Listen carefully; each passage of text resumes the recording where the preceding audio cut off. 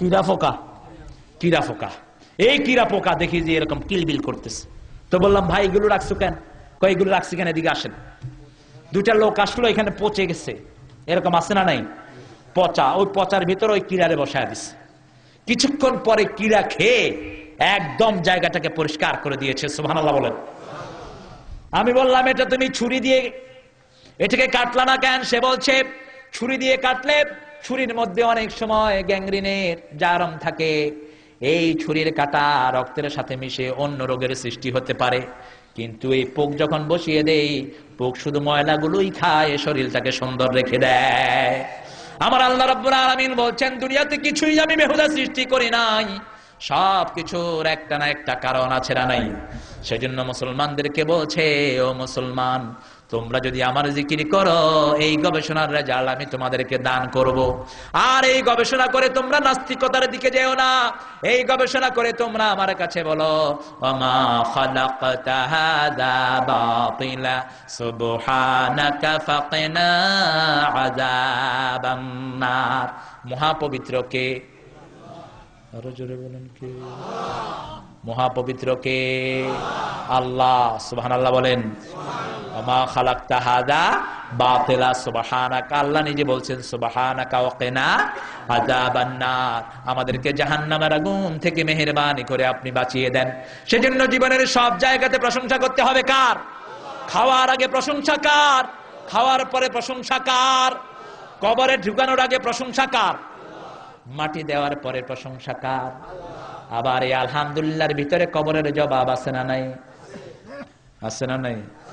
মৃত্যু সবার জন্য আছে না নাই? শুধু দুইজন মরবে না, হ্যাঁ সবাই মরবো। শুধু বুশ মরতো না,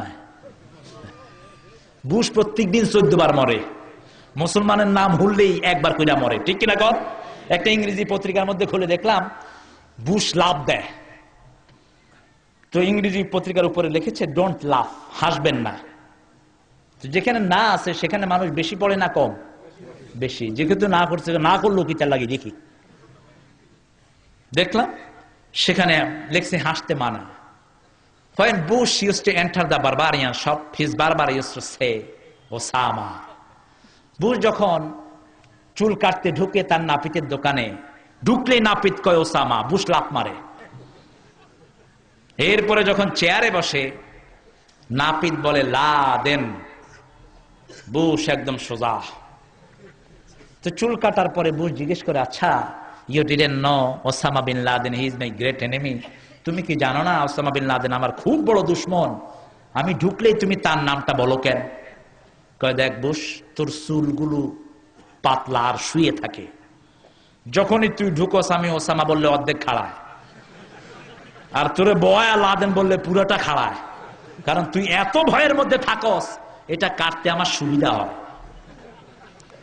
সারা দুনিয়ার প্রত্যেকটি মুসলমান ওসামা বিন জায়েদ, ঠিক কিনা বলেন? সারা দুনিয়ার মুসলমানদের হৃদয়ে ভালোবাসা আছে কার? উঠতে বসতে সকল সময় আমরা প্রশংসা করি কার? একজন হিন্দু ভিক্ষা করে, তার ভিক্ষার ভাষা থাকে আমারে ভিক্ষা দাও, ভিক্ষা দাও। আর একজন মুসলমানের ভিক্ষার ভাষা কখনো এরকম হয় না। একটা মুসলমান যখন ভিক্ষা করে, পাত্রটা রেখে সে পড়তে থাকে সুবহানাল্লাহ, আলহামদুলিল্লাহ, লা ইলাহা লা ইলাহা ইল্লাল্লাহু মুহাম্মাদুর রাসূলুল্লাহ সাল্লাল্লাহু। আবার আমাদের মধ্যে দুঃখে সুখে আল্লাহর নাম আছে না নাই? বিশ্বনবী সাল্লাল্লাহু আলাইহি সাল্লাম বলছেন, আমার উম্মতের হারানোর কিচ্ছু নাই। বিপদের সময় আল্লাহকে বেশি করে ডাকে, খুশির সময় আমার উম্মত প্রথম আল্লাহকে দিয়ে শুরু করে। ঈদের দিনের প্রথম কথাই হলো আল্লাহু আকবার, আল্লাহু আকবার, লা ইলাহা ইল্লাল্লাহু, আল্লাহু আকবার, আল্লাহু আকবার, ওয়া লিল্লাহিল হামদ। আবার যখন কোন বিপদের ঘন ঘটাটাকে, আকাশে মেঘ দেখলো, তুফান দেখলো, আমার উম্মত পড়া শুরু করে ইন্না লিল্লাহি ওয়া ইন্না ইলাইহি রাজিউন। নিশ্চয়ই আল্লাহর জন্য, আল্লাহর দিকে আমাদের সবাইকে ফিরে যেতে। পদ্মা নদীতে একবার আমি তুফানে পড়লাম, তো অনেক হিন্দু ভাই আসতেছিলেন শরীয়তপুর থেকে, কেবিনের মধ্যে দিনের নক করছেন, আকাশে মেঘ দেখলেই বিশ্বনবী নামাজে দাঁড়িয়ে যেতেন, আলহামদুলিল্লাহ বলেন। কারণ এই মেঘটা রহমতেরও হতে পারে, গজবেরও হতে পারে। আকাশে যখন সূর্যগ্রহণ হতো আল্লাহর হাবিব সাল্লাল্লাহু আলাইহি সাল্লাম নামাজে দাঁড়িয়ে যেতেন, কারণ আল্লাহ ওয়াদা করেছেন গোলাম যখন আল্লাহর কাছে মাপ চায় আল্লাহ তাকে বিপদ দেয় না। গোলাম যখনই বলে আল্লাহ আমারে মাফ করে দাও, আল্লাহ বলেন আমি আমার গোলামরে মাফ করে দেই।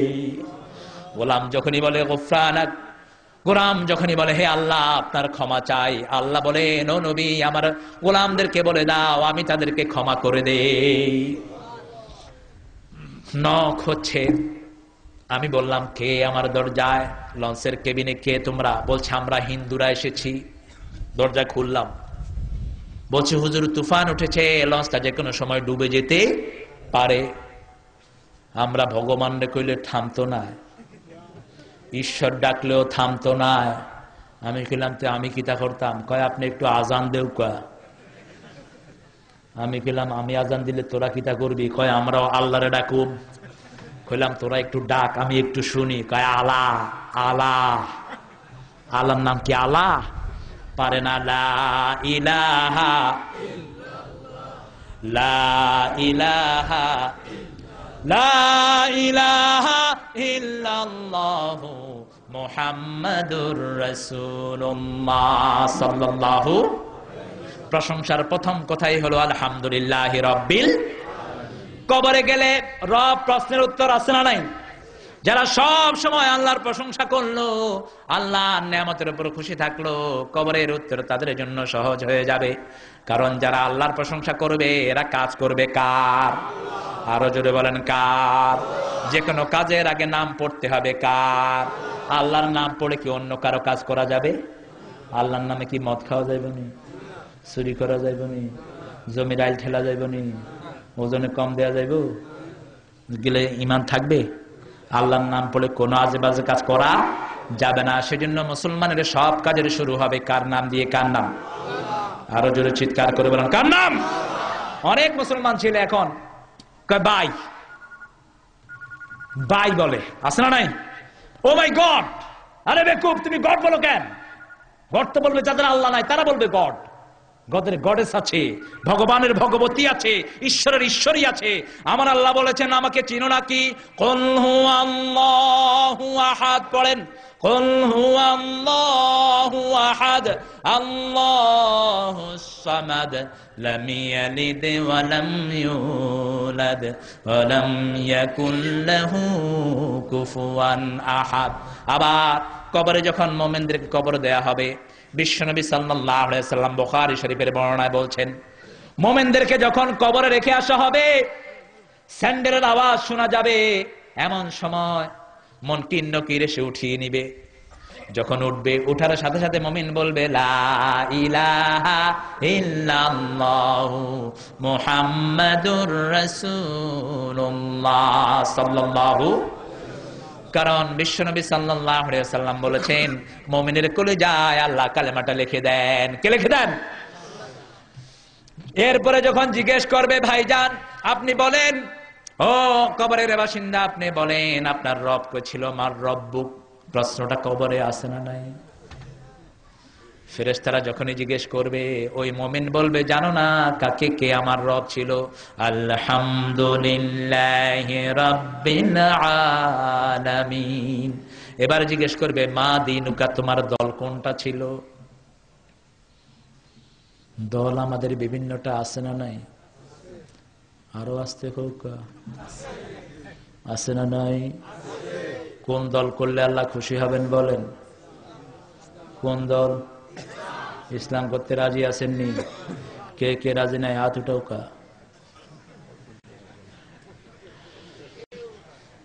একজন উঠেছেন